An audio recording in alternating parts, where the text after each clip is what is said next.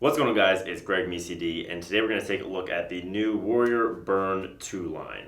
So these just came out. You guys know, if you've been a long-time watchers of the channel, that I was a long-time Burn user. After I used the Lakota, it was a nice pinched head. I really liked it. I used it for a long time. So it's cool to see a 2 line come out. So similar to what Brian did, they have two versions. They have the Burn 2, and then they have the Burn 2 Max. So Max has been their name with the regulator for I guess a super stiff head. There's some sidewall technology they use, but basically it's a beefed up version of the other one to make it much stiffer.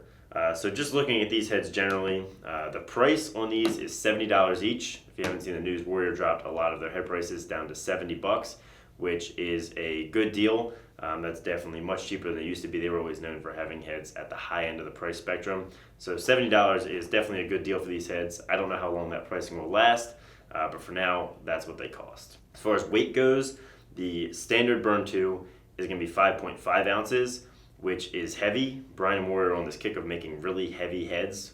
Most offensive heads now are 4.8 or 4.9 ounces, and you're seeing these come in at what most defensive head weighs, which is kind of weird. So if you're someone that likes a really light head, you're probably not going to like new Brian and Warrior heads. Then the D1 is 6.15 ounces, so still on the heavier end, but it is the max and it is more for defense, so weight is less of a concern and durability is more what you're looking for there. So generally, they have a really clean look, really good looking, clean, smooth lines. They kind of took out all the swoopies from the regular Burn and made it standard, very angular design. And it's a good looking head. They've got this new pad print up in the corner on each of them with the Warrior W, which is a nice little touch. And then new jewels, which are a little different. So a big silver Warrior W on each of them in the throat. Pretty simple ball stop design. You're going to notice that both these heads do have throat lock, which is their interior plug on the throat, which helps reduce head wobble. I found that this does work well, but will not work with lots of shafts. Shaft companies and head companies are kind of dueling right now whether the plug should be in the shaft or the head, and then you sort of have to make workarounds to make them work together. So that's just something to think about as you're going to buy one of these heads. So looking at new features, they have an updated face shape. The Burn 2 has a really nice high pinch and flare, which I really like.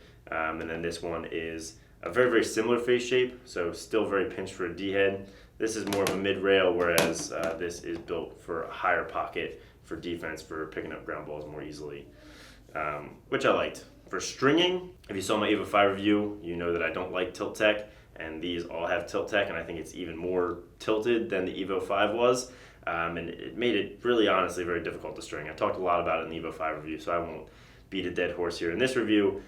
Basically, the string holes are angled this way into the head, and it just doesn't allow you to pull a string through and has no benefit that I've been able to find. So not in love with the tilt tech. It's here in both these heads, unfortunately.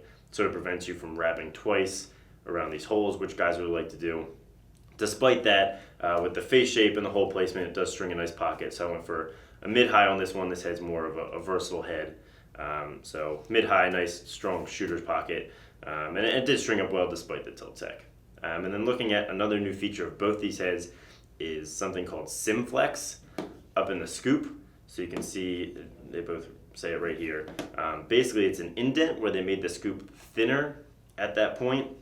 And the goal by their website was to generate more flex so you have more power in your shots in that area. So you'll notice that both these heads are extremely stiff when you're down here in the throat, really stiff, really nice.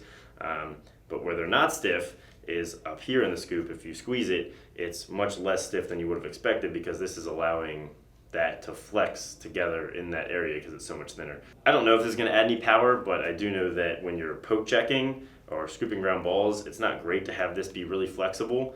So I don't like it from a durability defensive standpoint. I think it could lead to some problems, but it will allow the head to flex more this way, I guess, and pinch a little bit when you're shooting. So could potentially add some power, but there could be some durability issues there as well. But it is cool to have the two. I'm looking at the Max. As far as a pinch defensive head, this is a good option. Nice and stiff.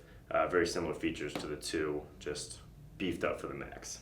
One thing I found interesting, and I hadn't noticed it before, I got a tag with it, and basically what this tag says is that by removing this tag, you're entering into a legally binding contract with Warrior that you won't replicate or help anyone replicate these heads or design a head that could infringe on any of the patented information here or 3D print them, and that if you do, that money damages will not be sufficient and they could take you to court and try and put you in jail, I guess. So it seems odd, but just know that if you take this tag off, you're literally entering into a legal contract with Warrior that they could potentially sue you over. It seems like a pretty big commitment when you're buying a Lacrosse set. So I found that to be a very odd little tag. And the final thing I noticed when I was stringing these up and checking them out is how similar they are to the Brine King 2 line. So if you don't know, New Balance owns both Warrior and Brine, and so they basically rolled out 2 lines of heads that are, for all intents and purposes, almost identical. If you're looking at the King 2 ST and the Burn Max, face shape, rail profile, scoop profile, stiffness level, weight, everything is almost identical. So it doesn't seem like they're doing a good job differentiating their lines, and you pretty much got identical heads for different brands out there, which is a little bit confusing. But either way, I really did like this Burn 2, despite some of the things I said about it. It's a really solid, stiff, all-around midfielder head that's strung a great looking pocket. So nice to see them come up with 2 for a head I really liked before. So big shout out to Lax.com for sending these over. If you want to check them out, you can head to Lax.com's link in our description to go check them out and buy them. Thanks for watching. Let us know what you think in the comments of these heads. Like the video if you liked it, subscribe if you haven't, and have a great day.